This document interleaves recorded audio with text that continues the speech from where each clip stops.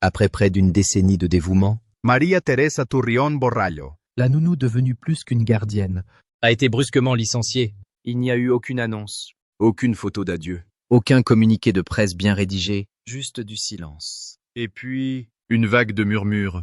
mais ce qui suivit, son prochain geste, laissa ceux qui se trouvaient à l'intérieur des murs du palais stupéfaits. La plupart des gens ne connaissent pas son nom. Et c'est comme ça que ça devait être. Cela fait partie de la formation Norland. Rester proche mais invisible. Essentiel mais invisible. Une ombre vivante. Présente à chaque instant mais jamais centrée en lui. mais pour Prince George, Maria n'était pas une ombre. elle était la constante dans un monde de caméras et de protocoles. Elle était entrée dans sa vie en 2014, Alors qu'il n'avait que 8 mois, avant même qu'il ne comprenne le sens des titres ou des devoirs. elle a été là lors de ses premiers pas, de ses premiers mots, De sa première chute dans le jardin du palais de Kensington. Elle était là quand il s'accrochait à ses parents avant ses apparitions publiques. Quand il refusait de porter un certain pull, quand ses petites mains tremblaient de nervosité lors de son premier jour d'école. Maria avait été formée au Norland College de Bath, où les nounous apprennent des compétences avancées en matière de garde d'enfants, Ainsi que la conduite évasive, Les arts martiaux et l'évaluation des menaces. mais aucune formation ne pouvait la préparer à ce qu'elle allait représenter pour le jeune prince. Elle ne s'est pas contentée de définir son emploi du temps ou de gérer ses repas. Elle est devenue son point d'ancrage. Dès le début, George a été sensible au changement. il n'aimait pas les perturbations soudaines ou les visages inconnus. Maria a adapté son rythme au sien, Elle lui parlait sur des tons doux, gardait ses routines sacrées et créait un monde au sein de la crèche qui semblait à la fois structuré et sûr. Lorsque les médias tourbillonnaient à l'extérieur et que les caméras cliquaient trop fort pendant les apparitions, c'est Maria qui l'a ramenée au calme. Derrière les portes du palais, elle est devenue bien plus que laide. elle était là aux anniversaires, à l'heure du bain, dans les moments de larmes et de triomphe. Elle fut parmi les premières à voir ses premiers dessins. À entendre ses questions incessantes sur l'espace et l'histoire, à être témoin du fardeau croissant dans son regard à mesure qu'il vieillissait. ce que beaucoup ne réalisent pas, C'est à quel point elle a été choisie avec soin. le prince William et la princesse Catherine l'avaient clairement indiqué dès Le début, ils voulaient que leur fils soit élevé dans la dignité et non dans le détachement. Avec chaleur. Pas seulement avec des règles. Maria a passé avec succès un processus de sélection qui comprenait des vérifications d'antécédents auprès de plusieurs agences. des évaluations psychologiques et des entretiens avec des responsables de la sécurité privée. Il ne s'agissait pas seulement de soins. Mais aussi de protection. George était plus qu'un enfant. C'était une institution en devenir. Pourtant, Maria n'a jamais laissé cela changer la façon dont elle le voyait. Pour elle, C'était un garçon qui riait lorsque les chiens aboyaient et fronçait les sourcils lorsque les pois touchaient ses pommes de terre. Elle tenait un petit carnet. Jamais montré à personne. où elle notait les étapes, Les observations et les rêves qu'il lui confiait à voix basse. elle savait qu'il aimait les histoires d'aventuriers au coucher, pas celles de princes. Il lui a dit un jour, Avec tout le sérieux qu'un enfant de 6 ans peut avoir, qu'il voulait être un astronaute qui aide les gens. Mais à mesure que George grandissait, Des changements commencèrent à se produire. plus de formalités. Plus Dieu, plus de pression. La présence autrefois inébranlable de Maria a commencé à susciter de subtiles tensions. Des rumeurs circulaient parmi le personnel, des accords avec les conseillers, Des approbations discrètes des nouveaux membres de la maison royale. personne ne pouvait dire exactement ce qui s'était passé. sauf qu'un jour, sans avertissement, on a demandé à Maria de partir. Certains disaient qu'elle s'était trop rapprochée. D'autres murmuraient qu'elle avait refusé de se conformer à une nouvelle directive. Mais la vérité était plus complexe. Enfoui sous des couches de loyauté, De secrets et de chagrin. Et puis est arrivée la lettre. Aucune signature. Aucune adresse. Juste une simple enveloppe déposée au bureau privé de Spira lui-même. Pourtant une ligne d'une écriture claire et précise. S'il m'arrive quelque chose, Dis à George de se souvenir de la boîte en fer blanc-bleu. Le palais était sous le choc. Des enquêtes ont été lancées discrètement. la reine consorte aurait pleuré en privé. George, trop jeune pour comprendre la politique, Mais assez vieux pour ressentir l'absence, a demandé où Maria était allée. Personne n'avait de réponse à laquelle il pourrait croire. Et derrière une porte verrouillée dans l'une des ailes les moins utilisées du palais, Une petite boîte en fer blanc attendait, comme elle l'avait fait pendant des années. cachée derrière de vieux livres et des jouets oubliés. Quoi qu'il y ait à l'intérieur, Maria l'avait laissé pour George. pas pour la monarchie. pas pour l'histoire. Mais pour lui, Elle n'a jamais été censée remplacer ses parents. William et Catherine étaient présents. Engagés et dévoués. Mais ils appartenaient également au monde comme peu de parents le font. Les devoirs royaux les appelaient à travers les océans, à travers les fuseaux horaires, À travers les gros titres, ils portaient le poids des couronnes et des attentes, ce qui signifiait parfois qu'ils ne pouvaient pas être là lorsque l'heure du coucher arrivait tôt ou lorsque les cauchemars arrivaient tard. C'est là qu'intervient Maria. Elle n'était pas de la famille. Mais c'est elle qui est restée. Elle était la présence chaleureuse à la table du petit déjeuner, Fredonnant doucement dans le silence du matin, alors que le soleil se glissait sur les carreaux du palais. c'est elle qui a soutenu les petites mains de Georges alors qu'il faisait ses premiers pas incertains sur le tapis de la chambre d'enfant, Applaudissant doucement lorsqu'il passait d'un pouf rembourré à un autre. C'est elle qui arpentait les couloirs en pantoufles à 2 heures du matin lorsque des douleurs dentaires faisaient pleurer le bébé. C'était elle qui lui pressait un linge frais sur le front, lui murmurant des berceuses dans une langue plus ancienne que Buckingham elle-même. Maria connaissait sa place. Cela faisait partie de sa formation. Le Norland College lui avait fait comprendre que la retenue émotionnelle était aussi essentielle que la discipline. Elle n'a jamais franchi les limites. Elle n'a pas commenté les styles parentaux.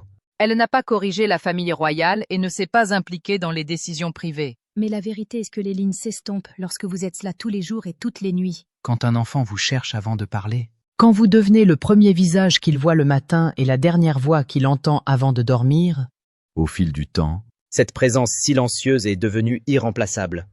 elle chanta à Georges des chansons que sa propre mère lui avait chantées autrefois sous les oliviers en Espagne. des mélodies folkloriques transmises de génération en génération, pleine de chaleur et d'histoire, George Même lorsqu'il était tout petit, écoutait attentivement. Parfois, il posait sa joue sur son épaule, calme, apaisé par le rythme de ses paroles. Il ne comprenait pas toujours la langue, mais il la comprenait. Sa voix, son réconfort. Lorsque Georges eut 2 ans, Le palais organisa une séance de portraits officiels. Cameras, Stylistes, éclairage, tout était méticuleux. mais le sourire sur la photo finale, celui qui illuminait les journaux et les cartes de vœux, n'avait pas été attiré par un flash ou un objectif. mais par Maria, juste hors du cadre, tenant une girafe en peluche nommée M. wobbles et murmurant des mots absurdes que seul Georges pouvait décoder. La presse a vu un prince souriant, Maria se souvenait du léger rire qui avait eu lieu juste avant le déclic de L'obturateur, la joie pure et honnête d'un garçon et de la femme qu'il avait élevé avec soin. À mesure que Georges grandissait, le rôle de Maria s'adaptait. Lorsqu'il a commencé l'école maternelle, elle a ajusté son emploi du temps pour pouvoir l'aider à se préparer chaque matin. elle disposa ses vêtements avec une précision discrète. Remplit son sac de collations faites maison et d'un jouet préféré. Elle incluait toujours une petite serviette pliée avec ses initiales cousues à la main dans le coin. Une petite touche de maison dans un monde qui semblait rarement privé. Chaque matin, Avant qu'il ne monte dans la voiture, Elle s'agenouillait à son niveau. lui redressait le col et lui murmurait les 2 mêmes phrases. C'est amable. Escucha bien. Soyez gentil. Écoute bien.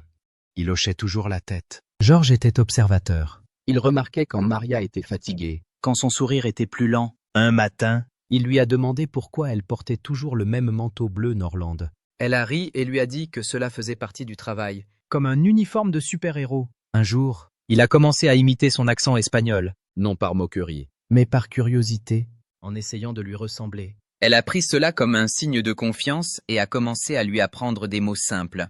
À Buenos Aires, Elle le saluait doucement chaque matin. Il répondait avec un sourire fier. ravi par leur secret partagé. au fil du temps, Leur lien s'est approfondi jusqu'à devenir quelque chose de tacite. Maria n'a jamais eu besoin d'élever la voix. Un mot doux, un regard, Même le simple fait de ralentir son pas. suffisait. Georges répondit avec un respect discret. Une attention rare chez des enfants si jeunes. Elle a répondu à ses questions sans prétention, avec l'honnêteté que seul un enfant peut vraiment assimiler. Un jour, en rentrant d'un événement, Georges lui a demandé pourquoi les gens saluaient toujours leur voiture. Maria le regarda dans le miroir. Pensive. Parce qu'il se soucie de votre famille, dit-elle. Et te voir les fait sourire. Ce moment est resté avec lui. La simplicité de celui-ci, La gentillesse. À l'extérieur, le palais pouvait sembler immense. froid, Rempli de protocoles et de formalités qui n'avaient pas toujours de sens. Mais à l'intérieur de la crèche, Maria avait créé autre chose. Un sanctuaire de rythme et de familiarité. Des lignes épurées. des habitudes douces. Les tièdes. Ce n'était pas seulement un travail. C'était de la dévotion. Et même si le monde ne l'a jamais vue, À l'intérieur des murs du palais, Maria était devenue le cœur de l'enfance de Georges. Une sentinelle silencieuse, une couette, un professeur, Un souvenir. Un jour, Elle serait partie. Mais ce qu'elle a laissé derrière elle ne sera pas oublié. Elle a marqué ces grands moments de manière petite et bienveillante. le jour de son 5e anniversaire, Après la grande fête, Maria avait une surprise qui l'attendait dans la zone du personnel. Elle avait préparé des cupcakes et décoré une petite table. quand Georges est revenu plus tard et l'a vu, Son visage s'est illuminé. « C'est vous qui avez fait ça ?» il a demandé, Juste pour toi. dit-elle. Toujours. Bien sûr. Tous les jours n'étaient pas faciles. En fait, Vous pourriez être surpris de voir à quoi ressemblaient ces journées difficiles. Georges a eu des jours difficiles. Tout comme les autres enfants. Il pouvait être têtu ou bouleversé lorsque les choses ne se passaient pas comme il le souhaitait. mais Maria a compris. Elle n'a pas arrêté ses sentiments. Elle l'a aidé à les nommer. Êtes-vous frustré ou simplement fatigué? Elle demanderait Frustré, dirait-il au bout d'un moment. « Alors parlons-en ». Répondrait-elle. Au moment de la naissance de Charlotte, Maria avait pris ses marques dans la famille royale. même si une autre nounou a été appelée pour l'aider, Maria est restée proche de Georges. elle se promenait toujours avec lui dans les jardins du palais. Où il ramassait des feuilles et des bâtons et les appelait des trésors. Les jours de pluie, Ils jouaient à des jeux de société tranquilles. Elle s'assit à proximité pendant qu'il travaillait sur des puzzles, souriant quand il réussissait une pièce. un été, Alors que Georges avait environ 6 ans, La famille est partie pour un court voyage en Écosse. Maria est arrivée et a passé la plupart de ses journées dehors avec Georges. Il sautait des pierres sur le lac et cherchait des nids d'oiseaux dans les arbres. le soir, il s'asseyait près du feu dans la grande bibliothèque et lisait des histoires. Georges s'endormait souvent au milieu d'un conte. La tête posée sur son épaule, La main tenant le bord de son pull. Elle avait été là pour chaque petit moment de douleur et de bonheur. Lorsque Georges est tombé et s'est égratigné le genou, a perdu une dent, a soufflé des bougies d'anniversaire ou a appris une dure leçon. Elle est restée à ses côtés lorsqu'il avait de la fièvre. a essuyé ses larmes et l'a applaudi lorsqu'il a marqué son premier but de football. Au fond, Elle savait que son travail ne durerait pas éternellement. Les nounous ne le font jamais. Mais elle aurait souhaité un peu plus de temps. Cependant, elle était reconnaissante de la confiance d'un petit garçon à qui on ne permettait jamais de rester petite très longtemps. Et pour savoir que, même si elle n'est peut-être pas sous les projecteurs, Elle a façonné l'enfance d'un futur roi d'une manière qu'aucune caméra ne pourra jamais capturer. lorsque Prince George a eu 7 ans, la crèche avait changé. Ce n'était plus plein de jouets et de chansons pour bébés. Maintenant, Il y avait des livres, des avions joués et des signes d'un esprit en pleine croissance. L'époque où Maria lui donnait à manger du porridge et l'aidait à porter des chaussures souples était révolue. Ces jours-ci, sa matinée commençait par préparer ses vêtements d'école. emballer ses livres et l'aider à apprendre de nouveaux mots avant son trajet vers l'école Thomas Battersea. La vie à l'intérieur du palais de Kensington avait changé. Les journées d'école de Georges étaient désormais très chargées. Pendant la semaine, Il suivait des cours. Faisait du sport. pratiquait le piano et devait parfois se produire lors d'événements publics. Maria occupait toujours une place importante dans sa journée. mais les choses n'étaient plus les mêmes qu'avant. Elle n'avait plus besoin de le porter. Maintenant, Elle le regardait courir seul. Georges devenait plus adulte. Il a commencé à préparer son propre cartable. Il a demandé s'il pouvait essayer de nouer sa cravate tout seul. mais il venait quand même voir Maria pour de petites choses. Il se rendait dans son atelier pour lui montrer quelque chose qu'il avait fabriqué à l'école ou pour lui demander de l'aide avec son lacet. Maria a changé avec lui. Comme elle l'avait toujours fait. Elle lui a donné l'espace dont il avait besoin, mais est restée à proximité. Elle passait désormais plus de temps à l'aider dans ses projets quotidiens, à préparer les repas qu'il aimait les jours calmes et à écouter ses pensées ou ses questions. Quand Georges a eu 8 ans, il a commencé à poser des questions plus importantes. Pas seulement le pourquoi habituel, Mais des questions qui montraient qu'il réfléchissait profondément. Un soir, Après être allé à un événement caritatif avec sa mère, il a demandé à Maria « Est-ce que tous les enfants ont des lits ?» Elle lui donna une réponse douce mais honnête. Non, Tous les enfants n'ont pas de lit. Son silence par la suite en disait plus que n'importe quelle question. la famille royale s'est également agrandie. Charlotte était devenue une petite fille confiante. Et Louis, Bien qu'encore tout petit, était plein d'énergie. La maison de Cambridge était toujours occupée. Maria se concentrait toujours principalement sur Georges, mais elle aidait également avec les autres. parfois, elle lisait avec Charlotte ou s'occupait de Louis lorsqu'une autre nounou n'était pas là. Malgré cela, Sa relation avec Georges était spéciale. public. Georges se tenait souvent aux côtés de ses parents. Il portait une veste élégante, Gardait les mains jointes et avait l'air sérieux. mais à la maison, Il n'était encore qu'un garçon. Il a posé des questions sur son titre. Pourquoi il avait besoin de garde et pourquoi des étrangers le prenaient toujours en photo? Maria répondit d'une manière qu'il pouvait comprendre. Les gens attendent beaucoup de vous, a-t-elle dit un jour. Mais cela ne veut pas dire que vous ne pouvez pas être vous-même. Elle l'a aidé à conserver les parties de lui-même qui n'avaient rien à voir avec le fait d'être royal. Son amour pour les animaux. Son intérêt pour le dessin. Sa façon de rire et d'oublier tout le reste en jouant à des jeux de société. Il y avait des voyages à la campagne. Des week-ends à Anmer Hall et des journées à la plage lorsque l'emploi du temps le permettait. Durant ces périodes, Maria restait hors de vue en cas de besoin, Mais elle était toujours proche. elle prépara soigneusement le sac de George. Elle le regardait à courte distance pendant qu'il jouait au cricket. Elle faisait de petits signes quand il était temps d'entrer et de manger. Lorsque George a eu 9 ans, Les gens ont commencé à voir davantage son rôle royal. Il est allé à son premier match à Wimbledon et a rencontré des personnes plus importantes. Il était plus grand. Il a parlé plus clairement.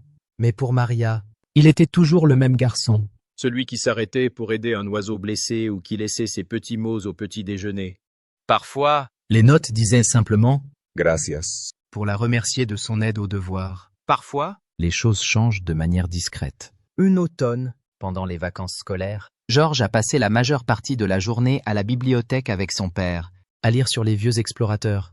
Maria avait mis en place du matériel de bricolage qu'ils pourraient utiliser ensemble. ce qu'il faisait depuis des années. Mais George passa devant la table sans regarder. Son cœur se serra un peu. Mais elle ne dit rien.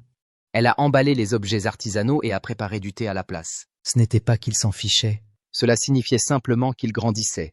Et elle l'a compris. Au moment où George a eu 10 ans, Il avait rejoint davantage d'équipes sportives avec des horaires fixes.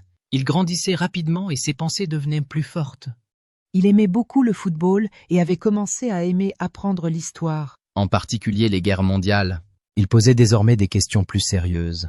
Il comparait les dates. Se souvenait des faits et corrigeait même Charlotte lorsqu'elle se trompait. Maria l'aidait toujours dans les petites choses, nettoyant la boue de ses chaussures après le football, S'assurant qu'il préparait suffisamment de collations pour les voyages scolaires, lui laissant de l'espace quand il en avait besoin.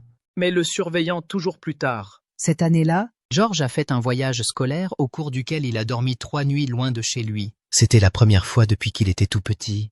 Maria a aidé à préparer son sac avec soin. Des vêtements chauds.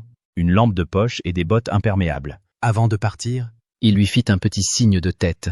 tout ira bien, dit-il. Elle le croyait. À son retour, il paraissait plus grand, ou peut-être que c'était juste ce que je ressentais. Il est entré avec plus de confiance et a parlé à son frère et à sa sœur comme quelqu'un d'un peu plus âgé. Il n'est pas venu trouver Maria tout de suite. Mais quelques heures plus tard, Il l'a trouvé dans le salon du personnel. En train de lire tranquillement, je me souvenais de tout. dit-il. Je n'ai rien perdu. Elle sourit. Je savais que tu le ferais. le temps de George était désormais principalement rempli de choses qu'il devait faire. Le prince William et la princesse Catherine ont essayé de le protéger de trop de stress. Mais certaines choses n'ont pas pu être évitées. Un titre s'accompagnait de responsabilités. Le travail de Maria avait tranquillement changé. Elle ne planifiait plus ses journées. Au lieu de cela, Elle a aidé en arrière-plan. Elle était devenue une partie tranquille de sa vie. Non pas parce qu'elle n'était plus importante. Mais parce que ce qu'elle était là pour faire avait changé. la famille avait également commencé à parler de changements pour l'avenir. William et Catherine font appel à de nouveaux conseillers. L'équipe d'apprentissage de George s'agrandissait. Désormais, Il était enseigné par des professeurs qui connaissaient l'histoire. Le leadership et le fonctionnement des gouvernements. cela a conduit à quelque chose d'inattendu. Un matin, On a demandé à Maria de venir à une réunion privée. La pièce était calme. Catherine s'assit à côté de William. Ils ont parlé d'une manière aimable et respectueuse. Ils l'ont remercié pour ses années de soins. Pour son travail acharné. Sa confiance et le rôle qu'elle a joué dans la jeunesse de George. Puis ils expliquèrent soigneusement que George était maintenant à un stade où il n'avait plus autant besoin d'une nounou. Ses nouveaux professeurs allaient désormais l'aider à devenir un jeune adulte. Cela faisait partie d'un plan élaboré à l'avance. Maria resta assise tranquillement pendant un moment. elle avait toujours su que ce jour viendrait.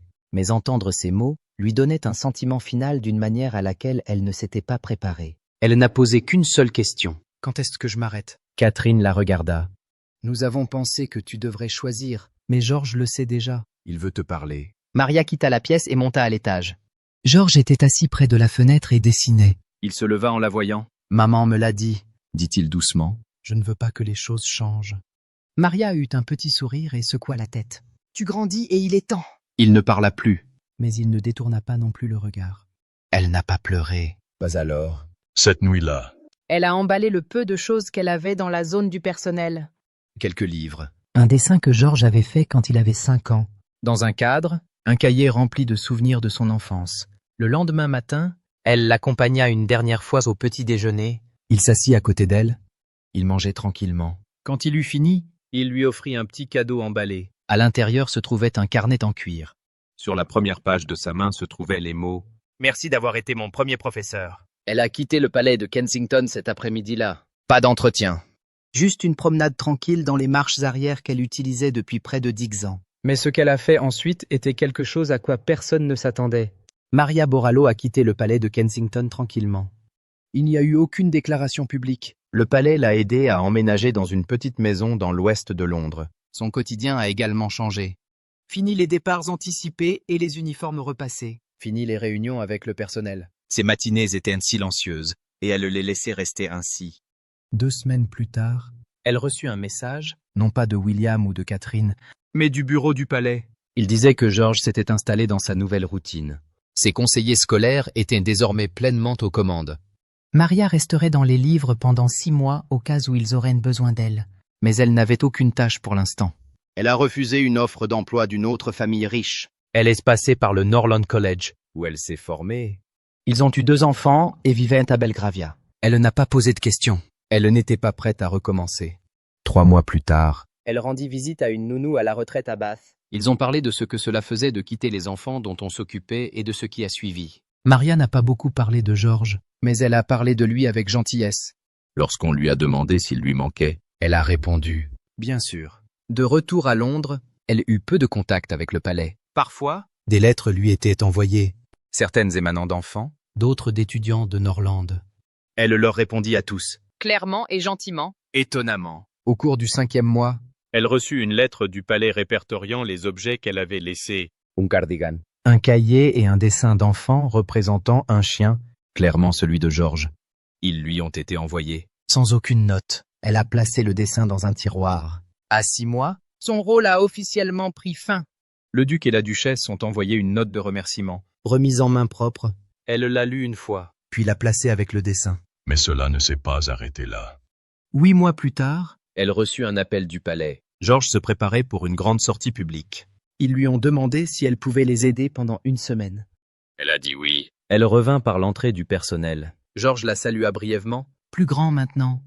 Ils ont passé en revue ses routines et ses besoins de voyage. Elle est restée professionnelle et silencieuse. avant qu'elle parte, Il lui donna un papier plié. Elle l'a ouvert dans le train. c'était un dessin, un autre chien. Nommée Martha, Elle n'est plus revenue. La vie a continué. Georges apparaissait davantage en public. De beau, Parlant moins comme un enfant. Maria regardait de loin, Tranquillement,